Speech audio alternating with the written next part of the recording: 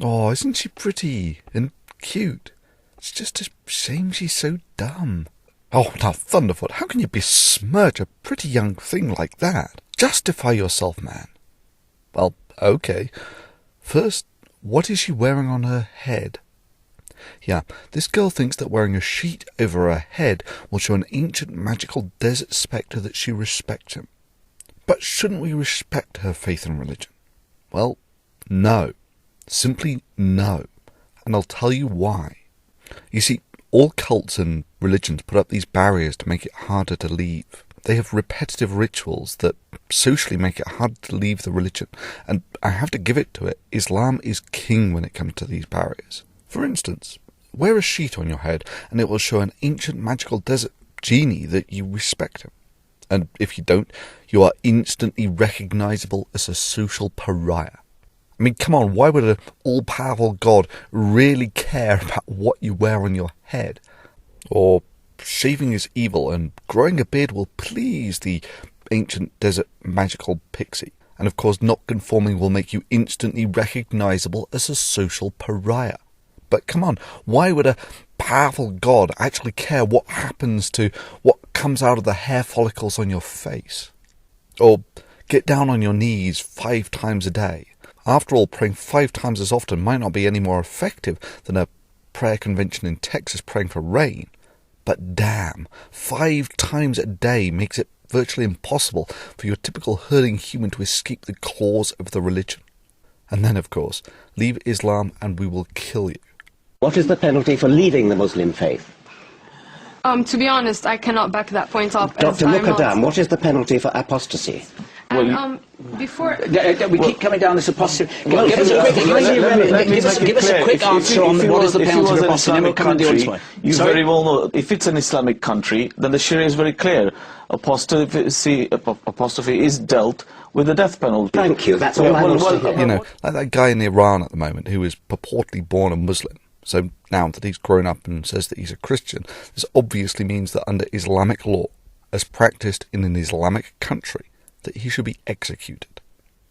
It's all designed to create social conformity to the religion and to make it harder to leave.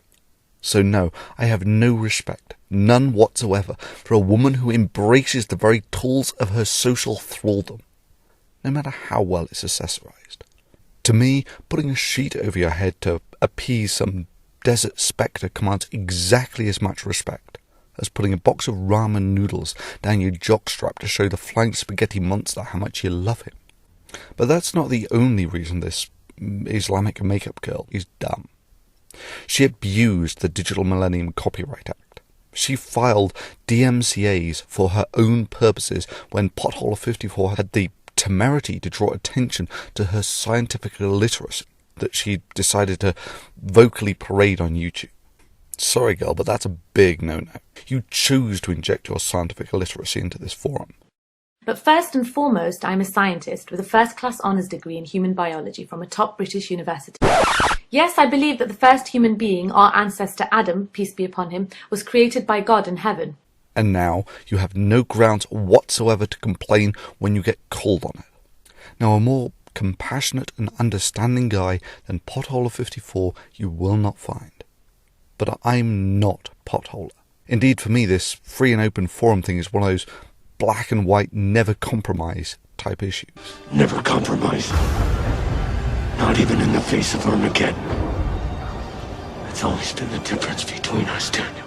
You see, when you filed those DMCAs, you claimed under penalty of perjury, a criminal offence, that you owned the copyright.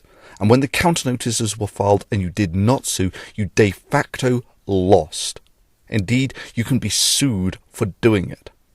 Further, it also puts you on pretty shaky ground for maintaining a YouTube account, as you claimed that you were making the claim in good faith, and that your account would be terminated if it wasn't.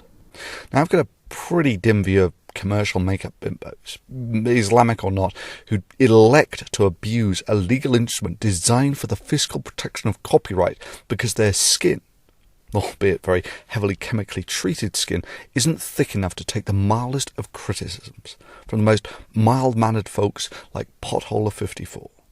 Further, I have to say that your excuses for abusing the DMCA are risible. Indeed, you might as well have been parroting word for word PCS. And this is how he ended up. This is an apology from myself to Thunderfoot and other YouTube users. I confirm that the contents of this apology are true and accurate. My username on YouTube is VenomFangX. As many of you may know, there has been a dispute between Thunderfoot and myself over the past few weeks. We have resolved that dispute, and as part of the resolution, I am here to express my regret for the misuse of the Digital Millennium Copyright Act to serve takedown notices in relation to a number of Thunderfoot's videos on YouTube. Now, if you and your staff had just admitted that you got it wrong and that you'd abused the DMCA out of naivety, I could have let this one slide and we could have chalked it up to Allah giving you bad advice because he wasn't up to speed on modern copyright law or something. But that's not what happened. You acted like you'd done nothing wrong. And that's bull. And it sets a lousy precedent. And that's why I'm making this video. So you can file a DMCA against this video in bad faith if you want. And when you lose the counter notice, we will see if YouTube makes good on its promise to terminate the accounts of those who persistently abuse the legal instrument of the DMCA.